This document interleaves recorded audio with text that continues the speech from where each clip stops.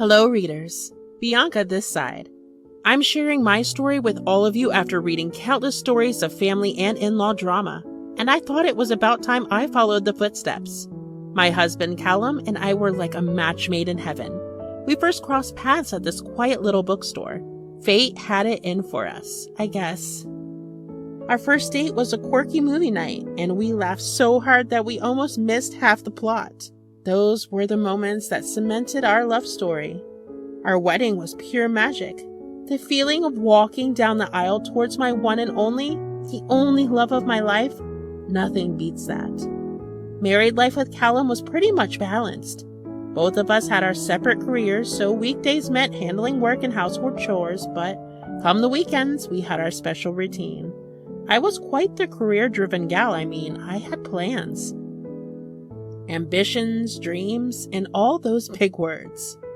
I had a thriving career as a software engineer. I loved digging into complex problems and writing elegant lines of code. Saturdays and Sundays were designated as exploration days. We would pick a new park, museum, or even just a scenic drive to a nearby town. Those were the days that helped us bond more. Fast forward to 3 years into our marriage, and Callum and I had a bun in the oven. Our son, Hudson. Callum was the picture-perfect husband throughout the whole pregnancy journey, attending birthing classes, humoring my late-night cravings, and all without a single hint of complaint. He was the person I leaned on. And the day Hudson arrived, Callum was right there with me, whispering sweet words of encouragement and holding my hand like there was no tomorrow. When they placed that little squishy baby in my arms, Callum and I both cried tears of joy. Right when I was knee-deep in motherhood, something happened, and by something, I mean my mother-in-law, Layla, happened. Those early days with Hudson were chaotic. Callum had to head to the office, and I was left wrangling diapers, sleepless nights, and mountains of baby gear all by myself. Our once neat house became a war zone of toys and baby stuff. I could not tell night from day, and it seemed like I would never get a good night's sleep again. To make things even more interesting, Callum's mom, Layla, must have had a sixth sense for baby visits. She dropped by at least 10 times every week to spend time with her grandson. I do not blame her for that now. When Hudson turned 1 month old, Layla visited. "Oh, my little Hudson, it's already 1 month old. Time flies, doesn't it?" Yes, it really does, but honestly, it has been quite challenging. I am exhausted all the time. Yeah, Bianca has not had a full night's sleep since he arrived, and I'm often at work. Honestly, the house is a mess most days. I hardly have time to clean up. It's not just the mess, Lila, it's the exhaustion. The sleepless nights have been brutal. I remember those days. It can be tough, you know. Callum used to be quite the handful when he was a little baby. Oh, the mischief he would get into. I remember one time he managed to flood the bathroom, and it was like a tiny swimming pool in there.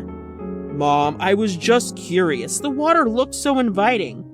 Really? That's a new one. The apple does not fall far from the tree. At least you two will have some entertaining stories to share. Our Hudson is way too young for all this right now anyway. I have an idea.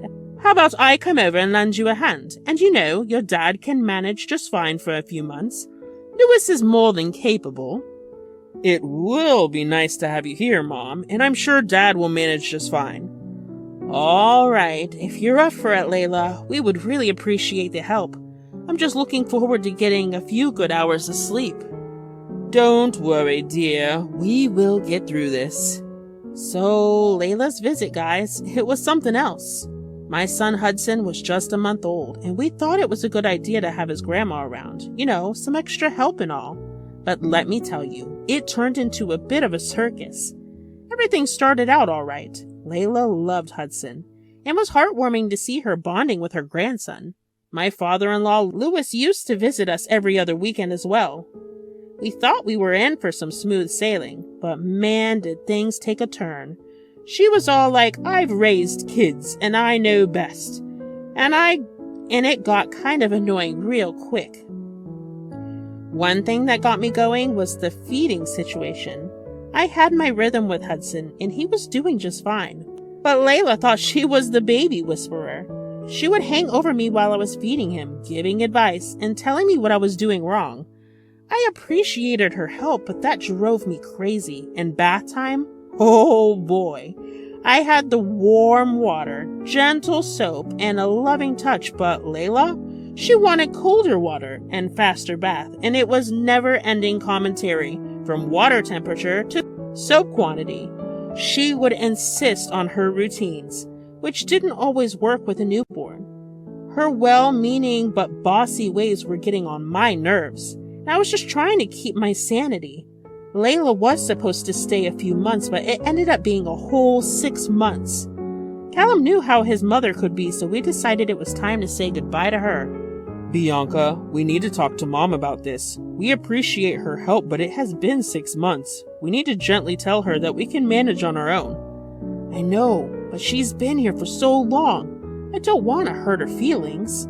I get that, but I have seen how it's been stressing you out. We need to be a family and do this our way. What are you two whispering about? Mom, we need to talk to you about heading back home. Oh? Do you want me to leave? It's not that, Layla. We really appreciate everything you have done, but it has been 6 months, and we think it's time for Hudson to be with just his parents. Also, Lewis must be missing your presence back at home, too.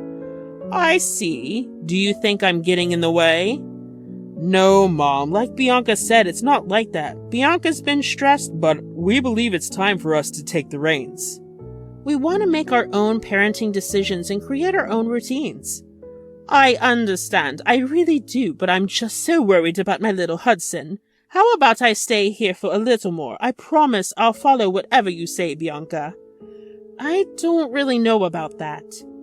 Oh, please, Bianca, it's been 6 months already. Maybe one more. God knows how much time I will have to spend with this little one here. Callum and I looked at each other.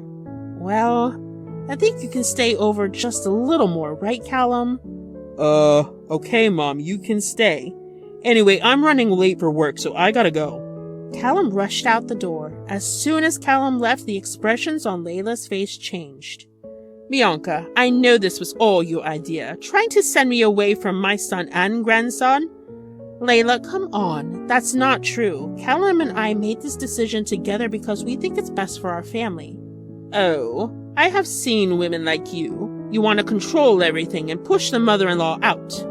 Layla, it's not about pushing you out. You are just threatened by me because I've seen what kind of mother you are. I have done my best to be a good mother to Hudson.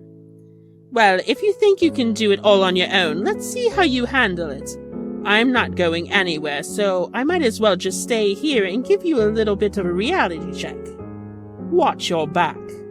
I did not take Layla seriously for her words, but soon enough, Layla transformed into a total mess maker.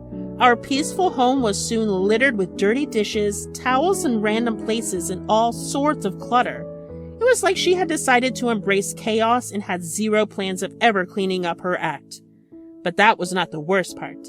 Layla's bossiness hit an all-time high, and she began to give me extra chores. As if I didn't have enough on my plate as a new mom. Her demands were making me feel like a personal maid. She used to call me names and make me feel bad every time she got an opportunity. She called me all sorts of things, from a lousy mother to an unattractive wife. Callum just told me to ignore all of it and not take it to heart, but on a serious note, it was taking a toll on my mental health. Callum, we need to talk to your mom.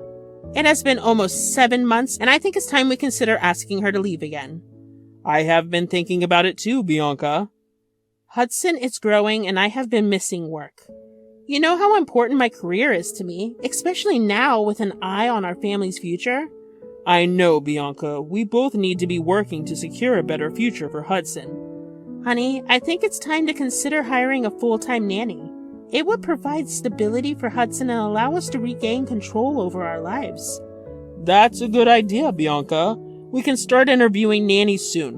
It will help us provide a better routine for Hudson. Thank you, babe. I was worried you might think I'm pushing Layla away. Well, my mom, you know everything about her. Her past as well, and I obviously get why you would not want her around Hudson. We will talk to her this weekend. It was just another ordinary day, and I had hoped to find some peace while Callum was at the office. I decided to go check on Hudson, who was peacefully napping in his crib. But as I entered the nursery, my heart sank. "Come on, little baby. Try to say Gammy, Gammy." "Your mom is bad. Mom is bad." "You don't want Mom. We don't want Mom." "Layla, what are you whispering into our son's ear? Get out of our house now." "What are you doing here? You were supposed to be sleeping right now. You are poisoning my child's mind. Get out." Layla didn't say a word, packed her bags, and called herself a taxi. Her behavior that day had been shocking, and it wasn't the last of it. Callum and I were furious. We felt betrayed and could not believe what she had done. For the following months, we decided to cut all contact with Layla. It was not an easy decision, but it was necessary for our sanity and the well-being of our family. We had our nanny taking care of Hudson, and I returned to work. Life went on, and it was peaceful without the constant tension and interference. Layla did try to apologize several times, sending us messages and even showing up at our doorstep, but we ignored her completely. However, as Hudson's first birthday approached, we thought maybe, just maybe, we should give her another chance. I mean, it was our son's first birthday. The party was set up in our backyard with tents, decorations, and all the work. We invited our parents, other family members, and friends. Callum and I were there, trying to make sure everything was perfect for Hudson's first birthday. At first, Layla seemed quite normal. She caught up with the guests and exchanged pleasantries, and everything seemed to be going well. It felt almost surreal to see her acting this way after what had happened between us. As the party went on, Layla started gathering everyone's attention. I could not help but feel a knot of anxiety forming in my stomach. Her sudden announcement made my heart race. "Hey everyone, thanks for coming to celebrate Hudson's first birthday. It feels like just yesterday when I was getting my grandma's game on and trying not to mess up everything. Hudson is one lucky guy, I have to say. I want to thank you all for being here for him today, but let us talk about his mom, shall we? Someone who needs to be there for him every day. I had my doubts when I heard about Bianca going back to work just when Hudson was, 8 months old? I mean, who in their right mind would do that? The thing is, I figured that being there for your child is a no-brainer. I mean, those early years are crucial, right? And then you look at her, choosing her career over moments she could never get back.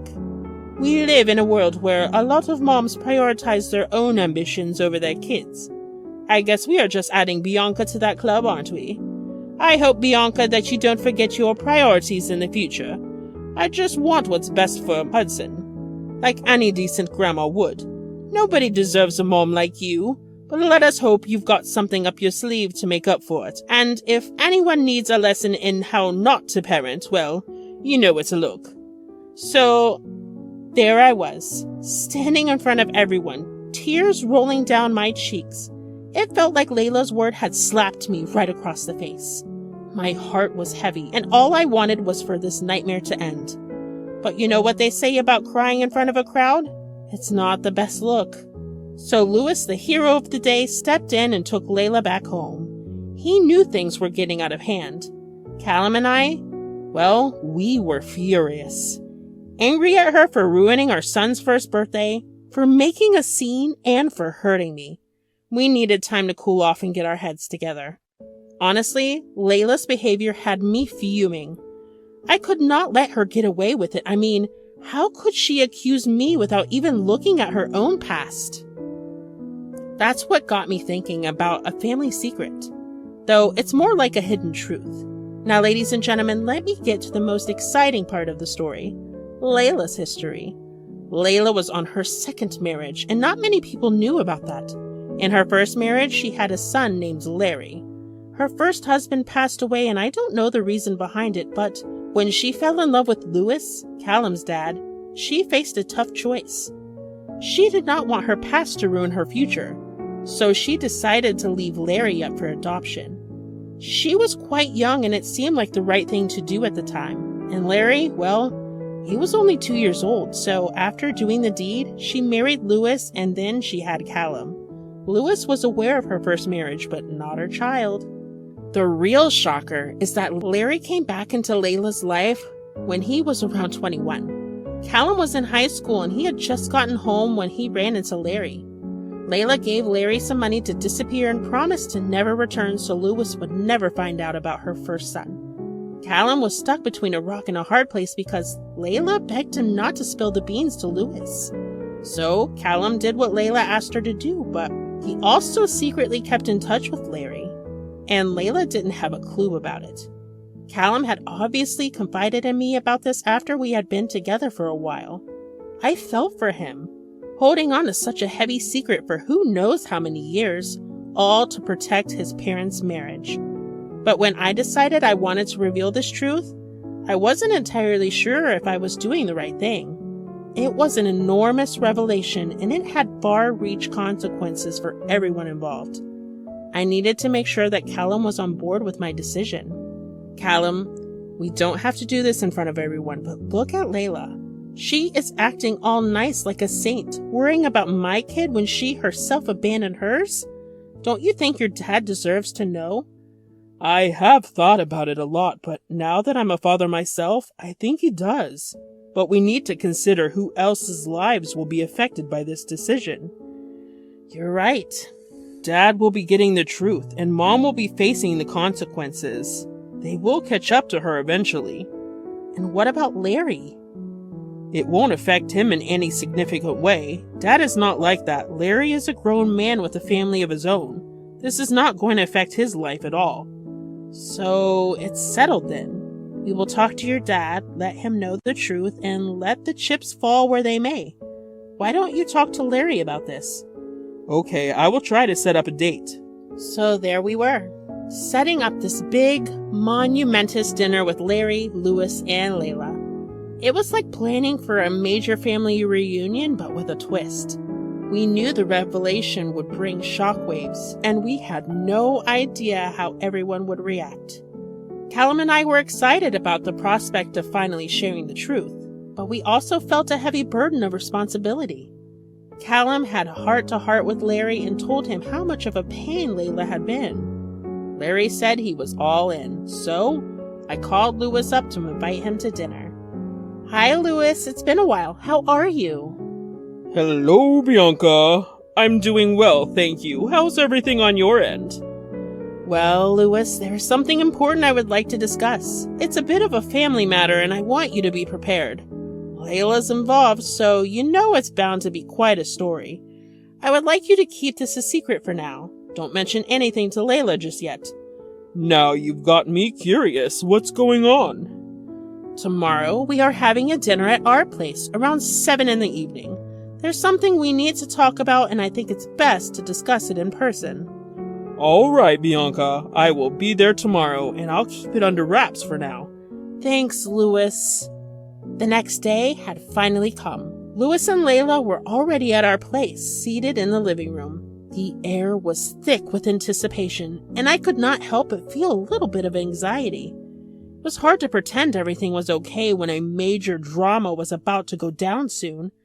I had instructed the nanny to take care of Hudson in his nursery, not wanting him to be a part of what could turn out to be a family storm. A few minutes later, Larry walked into the living room along with Callum. Layla's face went pale as she saw Larry. What is he doing here? Well, it's time. What? You know about this as well? How could you, Callum? Mom, you could not have expected me to die with this. I need to know what's happening.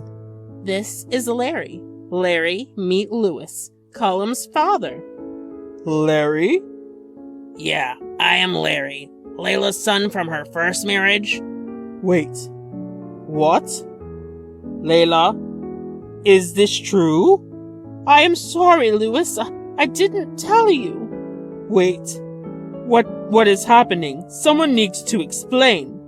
Larry is Layla's son from her first marriage. She left him at a foster system before marrying you. Nothing new. I knew her real intentions when she sent me home with money, thinking she could pay me to erase her mistakes. How could you, Layla? And you, Callum? You knew about this? I'm sorry, Dad. When I was in high school, Larry tracked down Mom and wanted to connect with her. She told him to go away and paid him. She told me not to tell you. Son, you should have told me. I wanted to feel young again, Louis, to start anew with our marriage, without the burden of a child from my previous marriage. A child is a big responsibility, you know that. I know it sounds selfish, but that's how I felt back then. How could you say that in front of Larry right now? How could you abandon him like that? We could have taken care of him together. Dad, I tried to keep the peace. I thought you might never forgive Mom.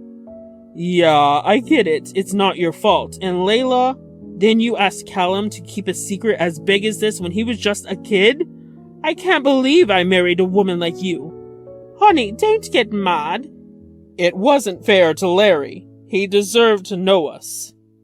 I have missed out on so much, I would say. Growing up in foster care was not easy. We are here for you now, Larry. It is never too late to start over. I'm so sorry for what I did. I didn't know how to handle it back then. My greed got the worst of me. Layla, we will discuss this when we get home. Layla, you had no right to criticize me for my parenting when you abandoned your own child.